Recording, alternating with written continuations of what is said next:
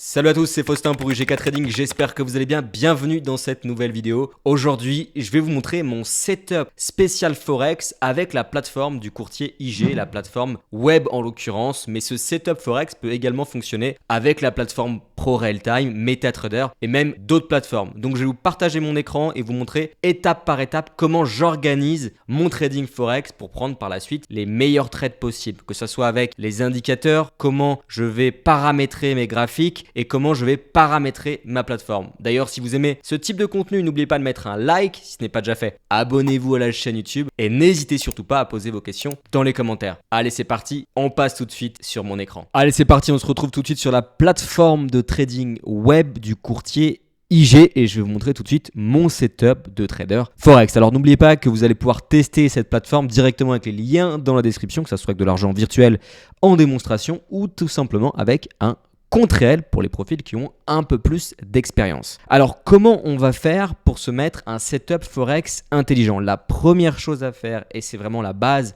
de la base, c'est de mettre des catégories lorsqu'on va trader des produits financiers. Si vous faites par exemple des indices, vous allez mettre les indices US d'un côté, les indices européens de l'autre. Vous allez éviter de tout mélanger ensemble. Le trading, c'est sérieux, il faut être très structuré. Sur le Forex, c'est la même chose. On va faire une première catégorie, c'est les paires de Forex avec du dollar.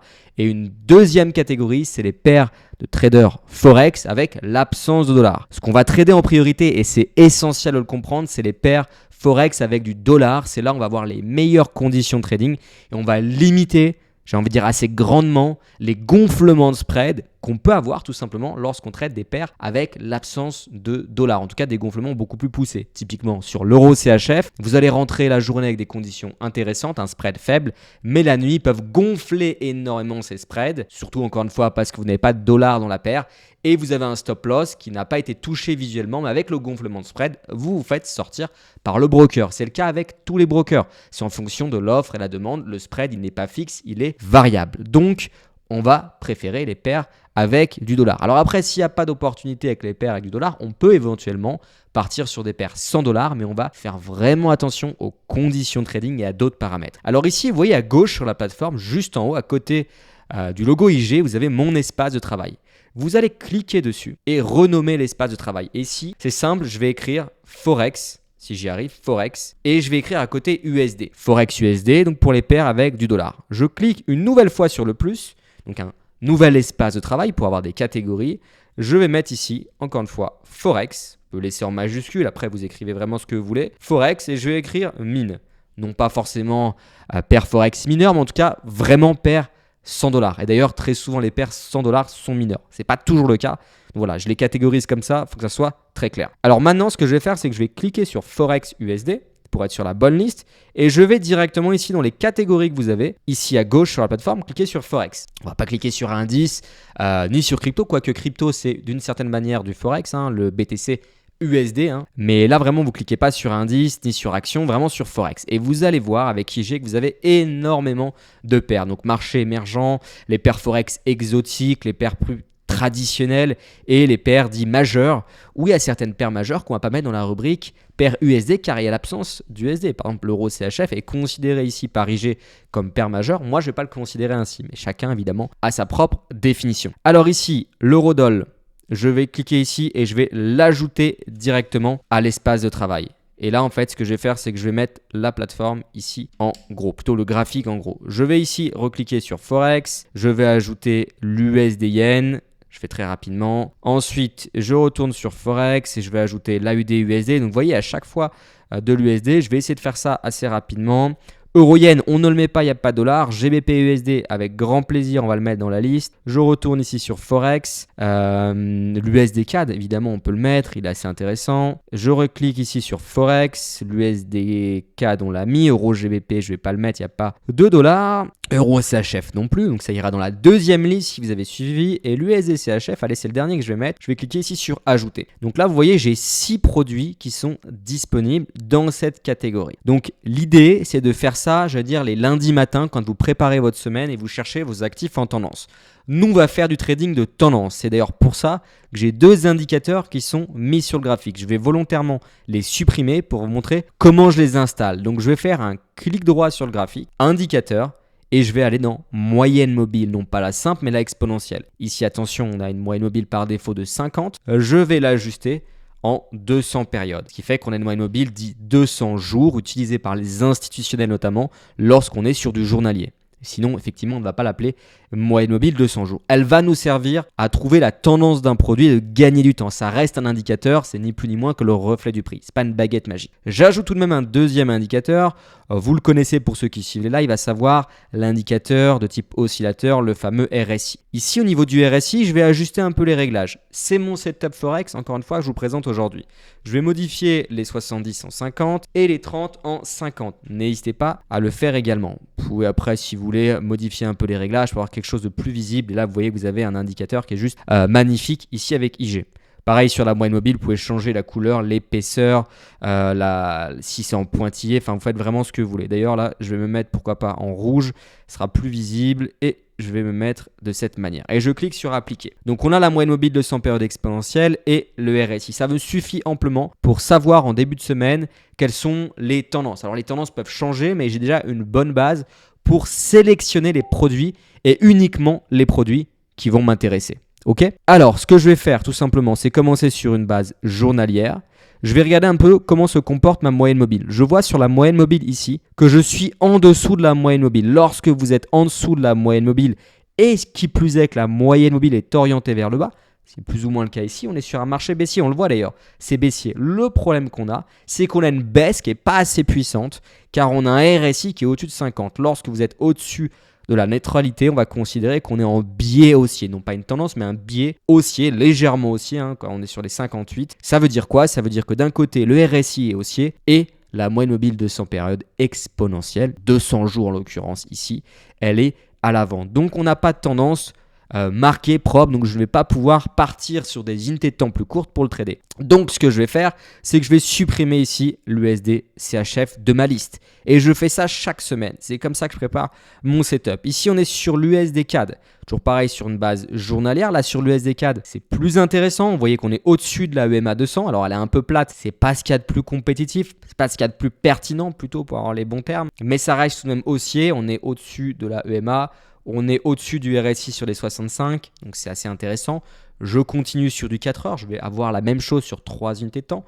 Là, c'est un peu plus propre, on voit que c'est un peu plus haussier. Depuis d'ailleurs ce point bas qu'on a à ce niveau-là, on est largement au-delà de la moyenne mobile de 100 et on est ici au-delà. Tout simplement des 50, on est sur un marché dit suracheté, ce qui ne veut pas dire qu'il faut vendre, c'est-à-dire qu'on est véritablement haussier. Je veux avoir la même information sur du 1 heure, à l'exception du RSI que je ne vais pas regarder. Et ici, je suis haussier au-dessus de l'EMA de 100 périodes exponentielles. Donc, l'USD CAD, pour moi, est haussier. Je le laisse sur ma liste. Je passe maintenant sur le GBP USD. Sur le GBP USD sur une base journalière. Donc, chaque bougie représente une journée de temps. Ici, je suis au-dessus de l'EMA, donc haussier. Le problème, c'est que je suis sur la neutralité ici, voire en dessous. Donc, je n'ai pas de forte tendance. Je le supprime tout simplement de ma liste. On passe sur l'AUD USD. L'AUD USD, il est quand même plutôt en mouvement de fond vendeur. En parallèle de ça, on est en dessous de la EMA 200. Très bien. Donc vendeur. Et le RSI est également vendeur car en dessous des 50%. Je vais du coup partir sur du 4 heures. Sur du 4 heures, pareil, on est en dessous de l'EMA et largement en dessous de la neutralité, à savoir on est sur les 33. Donc c'est quand même très vendeur sur l'AUD USD. On a du dollar dans cette paire, donc c'est plutôt pas mal. Je vais sur du 1 heure, vous l'avez compris, je regarde uniquement la moyenne mobile. Je ne regarde pas le RSI sur du 1 heure car on est sur un RSI en 14 périodes. Sur une unité de temps, je ne vais pas dire faible, mais horaire, c'est pas comme du daily évidemment. Ici, c'est également baissier. Donc, l'AUD USD, je le garde. L'USD Yen. L'USD Yen, journalier, il est haussier. Très bien, pas de souci. J'avance plus rapidement, vous avez compris. Et ici, malheureusement, il est haussier à ce niveau-là, mais baissier, car on est en dessous de 50. Il me faudrait nécessairement le RSI au-delà de 50 pour le sélectionner. Donc, je vais tout simplement le supprimer de ma liste. Par exemple, si vous faites ça le lundi, vous avez préparé votre trading. Et l'euro-dollar, je vais être assez rapide. L'euro-dollar sur une base journalière, on est légèrement au-dessus de la EMA. Le problème, c'est qu'on a une moyenne mobile qui est presque plate. On est vraiment presque sur la neutralité ici. On est sur les 53. C'est beaucoup trop neutre pour envisager de le traiter. On pourrait tout de même aller vérifier sur du 4 heures. Et sur du 4 heures, on le voit une nouvelle fois, c'est pas cohérent par rapport tout simplement à ce qu'on avait sur du daily. On n'a pas la même tendance sur le D1 4 heures et visiblement sur le 1 heure. Donc, je vais fermer l'euro USD. Donc, pour cette semaine, si on suppose qu'on est lundi, j'ai tout simplement uniquement 2 paires Forex qui peuvent être intéressantes à trader, à savoir l'une l'USD CAD qui est à l'achat et l'autre l'AUD USD qui est à la vente. Donc une fois que j'ai ça, comment je vais préparer mon setup? Je vais tout simplement ici me permettre de mettre le graphique en plusieurs graphiques. Donc, on va diviser le graphique. Vous voyez, vous cliquez juste ici. Et là, on peut choisir la configuration. Vous pouvez le diviser en deux. Là, le problème, c'est qu'on a deux fois le même graphique. Donc ça, c'est une solution pour ceux qui font du MTF. Nous, ce qu'on va faire, c'est qu'on va éviter d'utiliser cette solution parce qu'on veut avoir non pas le même graphique, mais deux graphiques différents. Donc c'est simple. On va pouvoir ici déplacer un petit peu la caméra. Et on va cliquer juste ici. Je vais remettre la caméra à ce niveau-là. Une fois qu'on a ça, on a deux graphiques qu'on va pouvoir mettre automatiquement sur le graphique et ça va se caler de manière assez propre avec la plateforme d'IG. Donc là, pareil, je mets celui-ci, je le décale un petit peu et vous voyez, j'ai deux graphiques différents. Encore une fois, si vous utilisez plusieurs fois le même graphique, ce qui peut être aussi très utile dans certains setups de trading, utilisez cette fonctionnalité-là. L'avantage aussi avec IG, c'est si vous avez un assez grand écran, vous pouvez pas uniquement en mettre 2, vous pouvez en mettre 6, 10, enfin, vous pouvez en mettre autant que vous voulez. C'est plusieurs fenêtres et vous allez les agencer comme vous voulez. Oui, hop, ça revient directement ici. Donc là, l'avantage, c'est qu'on a d'un côté l'AUD USD et l'USD CAD. L'AUD USD, il est baissier, rappelez-vous. Donc maintenant, pour mon setup, je vais devoir me mettre sur des unités de temps plus faibles pour attendre peut-être un signal. Ici, ce que je remarque sur la plateforme d'IG, c'est qu'on est toujours en dessous de l'EMA sur du 30 minutes qui peut tout à fait être une unité de temps de trading.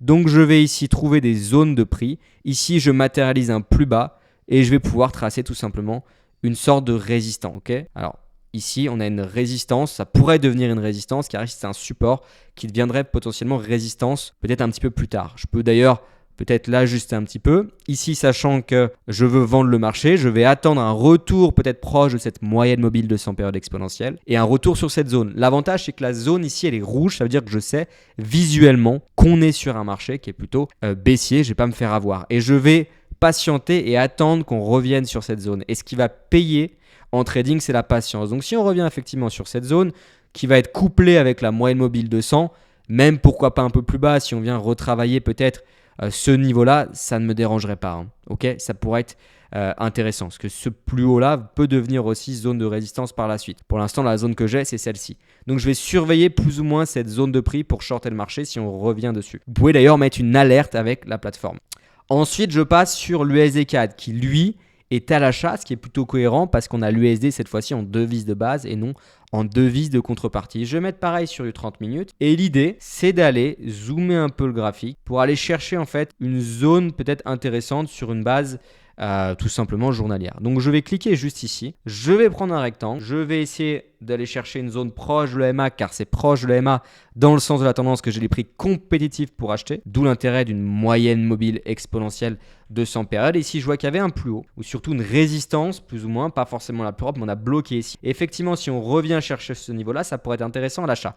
Donc attention, j'ajuste du coup évidemment la couleur de cette zone. Et à partir de là, si on vient, je vais le tracer directement ici, chercher ici cette zone-là, je peux même la décaler un petit peu pour avoir quelque chose de plus cohérent, pour avoir une idée du prix là où je vais aller l'attendre d'une certaine manière. Et donc si on revient ici, je pourrais envisager d'acheter. Après, ensuite, il faut avoir une stratégie pour être capable de valider le rebond et ne pas bêtement acheter cette zone. Ça, c'est dans l'espace d'e-learning du G4 Trading. Vous avez tous les liens dans la description. Donc ça, c'est mon setup Forex de base que je vais faire avec IG et qui est ultra pertinent. Parce qu'une fois que c'est fait, j'ai simplement besoin de patienter. Après, si on suppose que je n'ai pas d'opportunité tout de suite et qu'on n'a pas envie de trop attendre, vous pouvez partir sur des unités de temps plus courtes, comme par exemple sur du 15 minutes. Et sur du 15 minutes, on voit qu'on pourra avoir une zone proche de la moyenne mobile 200 qui est beaucoup plus proche d'une certaine manière, avec ici un plus bas qui est assez sympa et un plus bas, vous le voyez, qui match parfaitement avec la moyenne mobile de 100 périodes. Alors la moyenne mobile de 100 périodes, attention, elle est évolutive, elle pourrait évoluer un petit peu à la hausse. C'est pour ça qu'on parle de zone. Je vais d'ailleurs décaler un petit peu tout ça pour avoir quelque chose d'un peu plus grand. Ici, je pourrais envisager d'acheter de la même manière sur du 15 minutes si le prix est amené à revenir ici. Et on aurait un support, une tendance et un retour sur EMA. Et il faut valider le rebond sur la moyenne mobile de 100 périodes exponentielles. Après, les objectifs, ça serait tout simplement les derniers plus hauts, par exemple ces niveaux-là, quelque chose comme ça. On a des derniers plus hauts ici, ou même pourquoi pas les derniers plus hauts qu'on a à ce niveau-là si le prix est amené à baisser. Donc on va quadriller son graphique, mettre des zones de couleurs selon la tendance et diviser son écran d'ordinateur en plusieurs. Ici, j'ai uniquement 2 graphiques, mais ça peut arriver d'avoir 6 graphiques en tendance Surtout si ensuite vous mettez les indices avec ou même pourquoi pas les paires de Forex mineurs. Si je vais rapidement dans paires de Forex mineurs, donc c'est pas vraiment mineur mais c'est 100 $, je retourne ici sur le Forex et je vais chercher les paires qui n'ont pas tout simplement de dollars. On peut avoir le GBP USD, pardon, non, il y a du dollar, pardon, le GBP euro, il peut être tout à fait intéressant et je l'ajoute à l'espace de travail. Ensuite, comme tout à l'heure, je mets mon graphique en grand. Après, je peux retourner rapidement sur le Forex. On pourra voir le GBP AUD. Donc, si je ne retrouve pas tout de suite le GBP AUD, ce qui est super avec la plateforme d'IG, c'est la recherche. Vous pouvez chercher toutes les valeurs que vous voulez et croyez-moi, il y en a un certain nombre. Donc GBP AUD, par exemple, pourrait m'intéresser pour du trading. GBP AUD, on pourrait avoir quoi?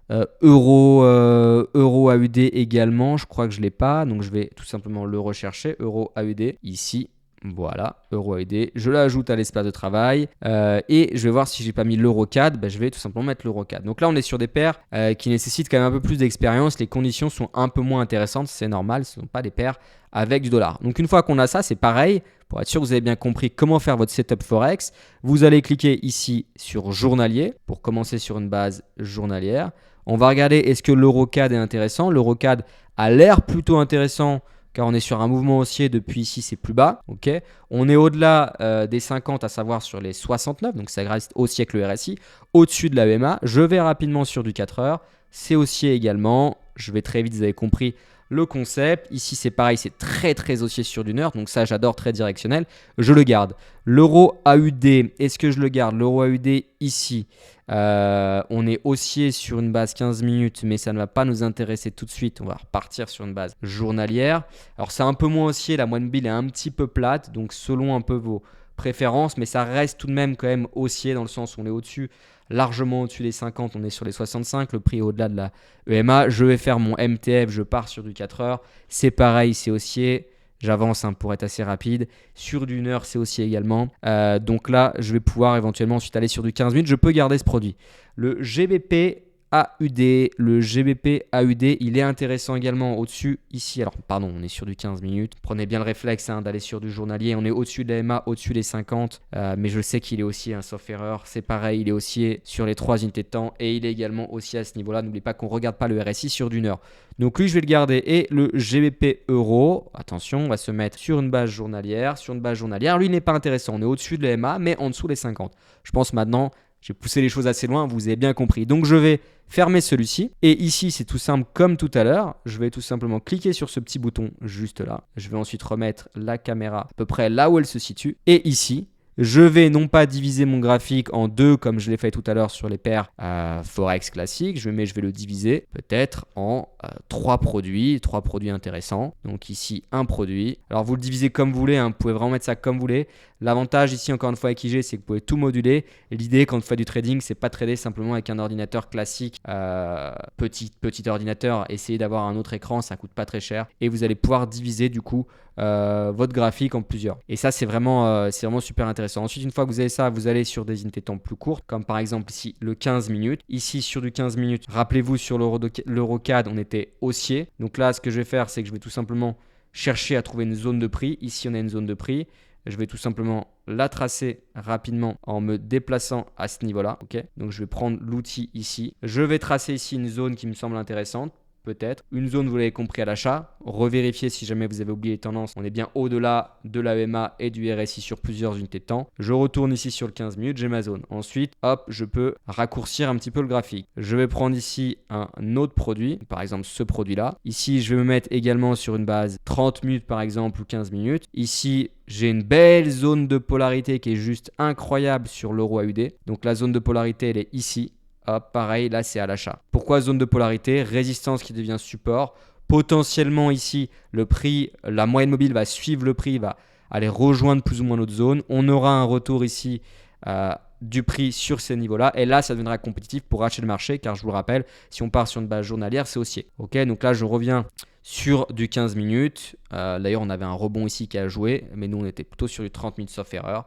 On aura quelque chose de plus propre. D'ailleurs, plus vous êtes sur des unités de temps importantes, plus c'est assez clean. Là, de la même manière, on repasse sur le GBP AUD. Si vous avez un doute sur la tendance, revenez rapidement. Surtout, ne vous trompez pas. On peut partir cette fois-ci sur du 15 minutes. Écoutez, on retrouve quelque chose qui est assez similaire par rapport à l'Euro AUD en termes de configuration, à savoir une zone de polarité que vous pourriez encore une fois tracer directement avec les outils mis à disposition par IG, ici le rectangle. Et donc vous avez un graphique qui est divisé en 3 sur ce setup-là et sur ce setup-là où vous avez les paires avec du dollar, un graphique divisé en 2. Donc vous voyez, c'est comme ça que je vais travailler mes setups de trading Forex. Je vais faire plus ou moins la même chose sur les indices.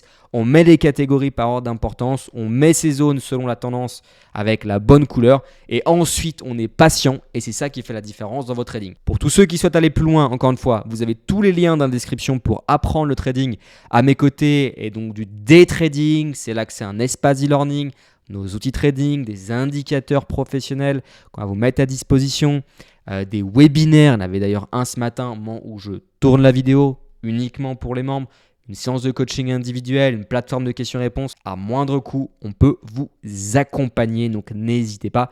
Et pour IG, testez, vous allez voir, vous allez pouvoir faire une configuration sympa, mais n'oubliez pas, c'est mieux d'avoir un grand écran. Ici, je vous montre malheureusement juste avec mon écran que je peux évidemment vous partager avec YouTube. Voilà, cette vidéo maintenant terminée. Merci beaucoup de l'avoir regardé jusqu'au bout. Surtout, si vous avez des questions, n'hésitez pas une nouvelle fois à les mettre dans les commentaires. Je vous dis à plus tard et surtout, soyez très prudents sur les marchés financiers. Allez, ciao! C'était votre programme avec IG, partenaire officiel du GK Trading.